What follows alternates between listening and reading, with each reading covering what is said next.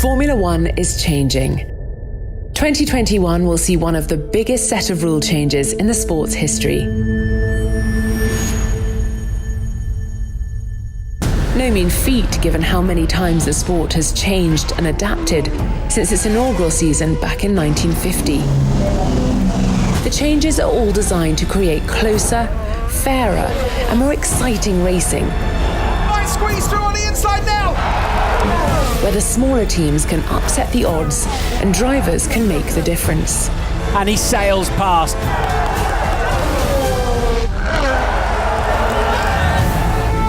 2021 F1 cars will have a radical new design philosophy and striking new look, with sweeping bodywork and larger tyres with 18-inch rims. Though aesthetics were a major consideration, these changes aren't just cosmetic. Over several years, both Formula 1 and the FIA have been working tirelessly to design cars that can follow one another and race more closely without losing downforce.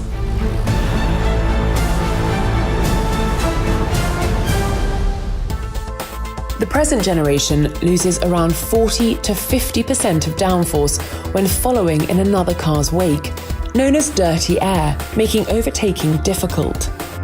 But for 2021, this drops to around 10%, with airflow coming off the new cars cleaner and directed higher in order to have significantly less impact on drivers following, meaning the racing should be better than ever.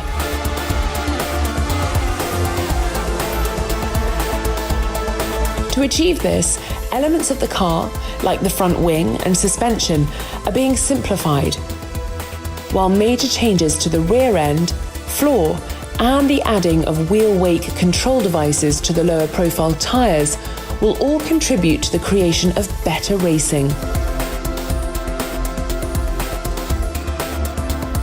There are other big changes to the technical and sporting regulations too. Car upgrades over race weekends will be limited, reducing the development arms race in preparation for a Grand Prix. There will also be the introduction of certain standardized parts and increased restrictions on the number of times some components, like brake pads, can be replaced.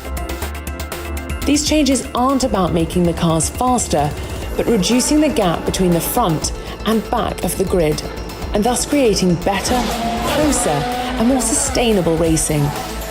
And the most efficient power units on the planet that have made significant contributions to hybrid technology around the world will remain unchanged. For the first time ever, Formula 1 will introduce spending restrictions to make the sport fairer. A cost cap will be set at $175 million per team, per year, and applies to anything that covers on-track performance, but excludes marketing costs, the salaries of drivers, and the top 3 personnel at any team. This should reduce the gap between larger teams and those with smaller budgets, stopping the big boys spending huge amounts of money on design and development in order to gain a competitive advantage and make the sport more economically sustainable. Significantly, the cost cap has been written into the official regulations and an independent regulator appointed to oversee team compliance. Potential penalties, both financial and sporting, could be applied in the event of any failure to comply with the new rules. Some of these will be trialled in 2020, but not enforced. There will also be significant changes to the race weekend structure, which will be condensed in order to improve the fan experience and help teams deal with an expanded calendar. The pre-race press conference will now be held on Friday, ahead of the first and second practice sessions. And all teams must run at least 2 sessions during the year using drivers who've completed 2 Grand Prix or fewer, giving more chance for the next generation to shine.